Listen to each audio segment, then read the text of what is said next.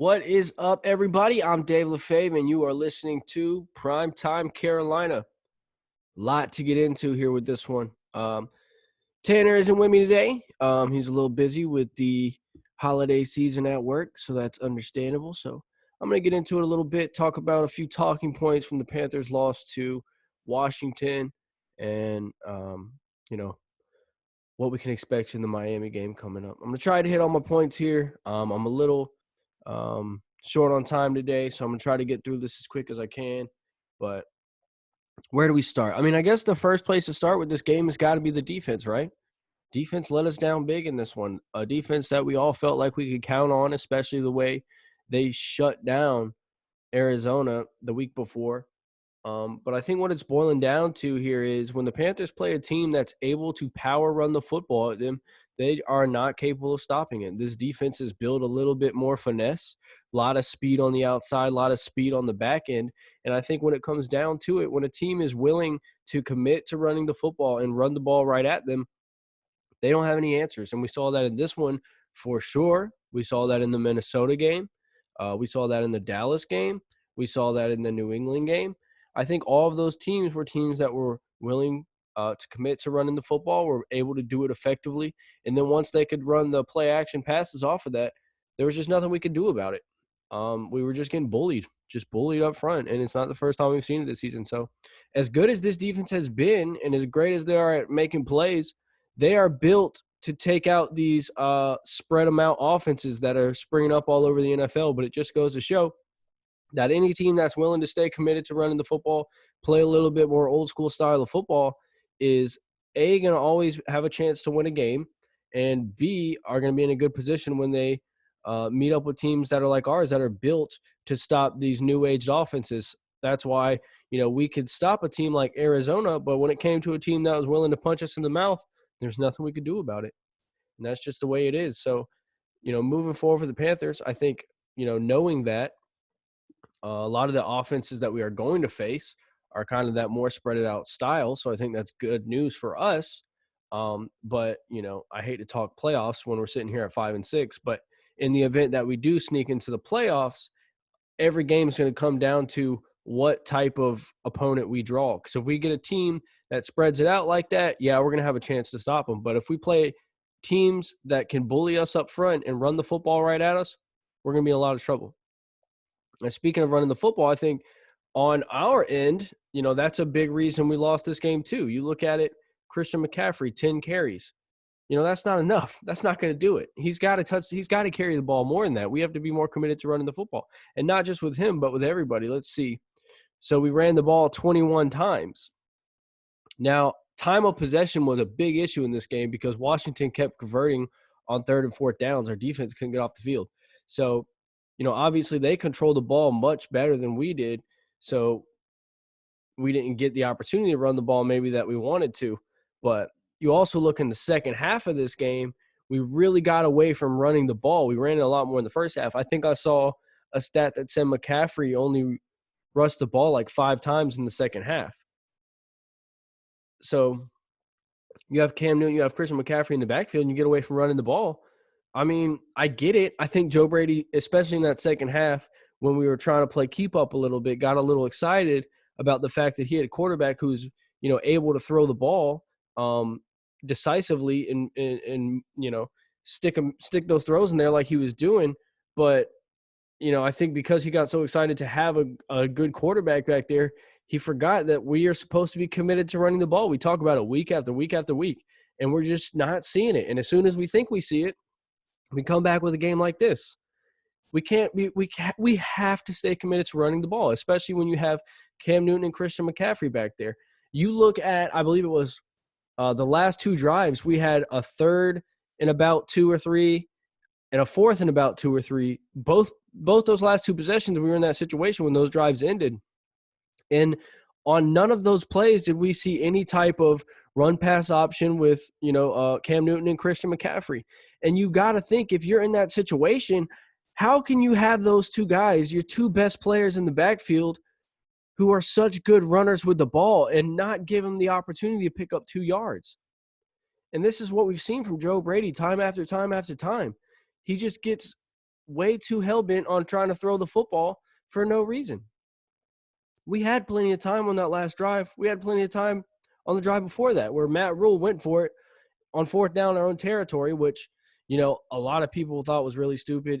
I totally get why it was stupid. I wasn't mad at the time because I knew, we wanted a touchdown anyway. So if we let them get the field goal, it wasn't the end of the world. And I think that was his thinking too, is we want to win this game on the next possession either way, regardless of whether or not we're down by 3 or we're down by 6.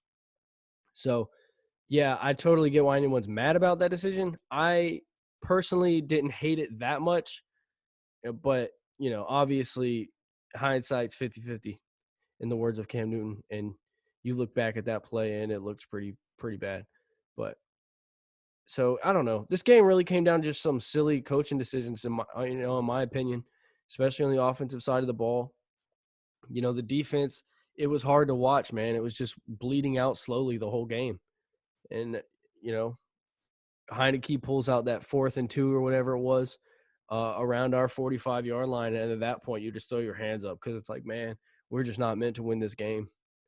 So it was pretty tough to watch, man. I'm not gonna lie. It was a tough Panthers game, especially with Cam Newton's first game back. He was playing so well. He scored 3 touchdowns. We saw some explosiveness from our offense for the first time in weeks. And obviously, Cam Newton adds a whole nother element to what our offense can do.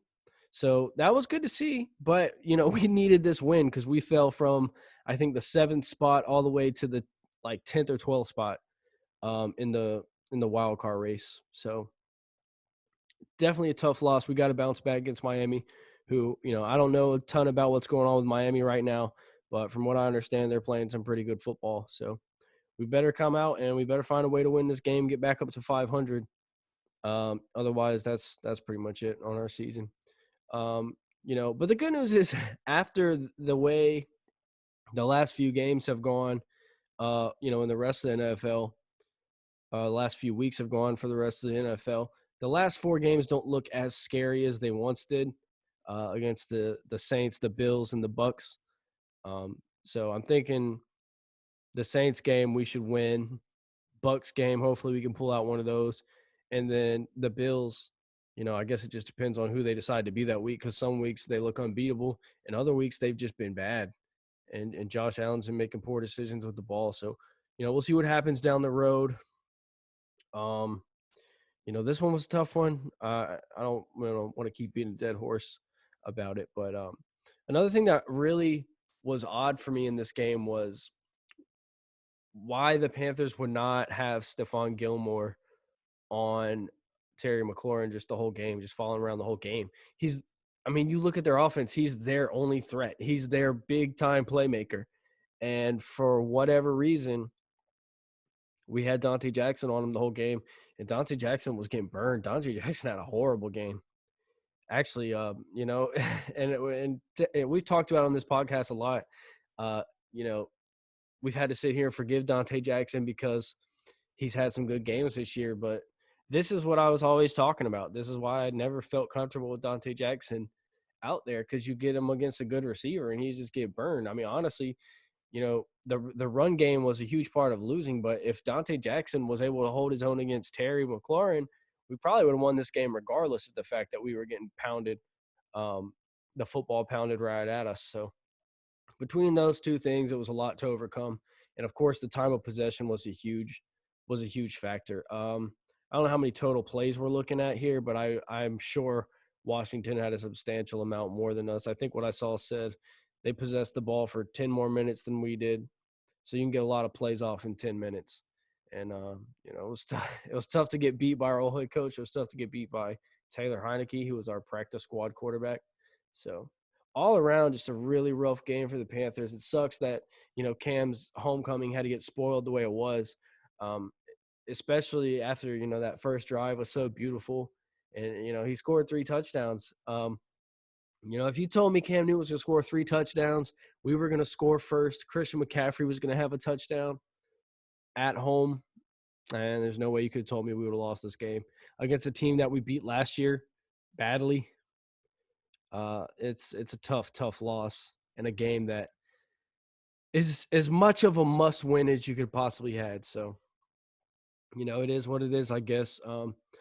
Like I said, I'm not getting as down as far as the rest of the season goes as I probably would have been, because I feel like we should win these next two games. God, I hate saying that out loud because every time I say it, we end up losing. But especially Atlanta. So, and then who knows what could happen in those last four games. I feel like we have a better shot um, than we once did for sure, especially with Cam Newton back there at quarterback. I feel like we can, at least give those teams a game and give ourselves a shot to win it in the end. So, again, we'll see. Um, anyway, thanks for tuning in, everybody. If you're still here, hit that like, hit that subscribe. Shout out to our new subscribers, by the way. We got a few new subscribers this week. We're getting real close to that 150 mark, so that's good. And like I said, if you haven't already hit it, hit it. And yeah, keep pounding, everybody. Have a good Thanksgiving. Have a good holiday, and we'll catch you next time.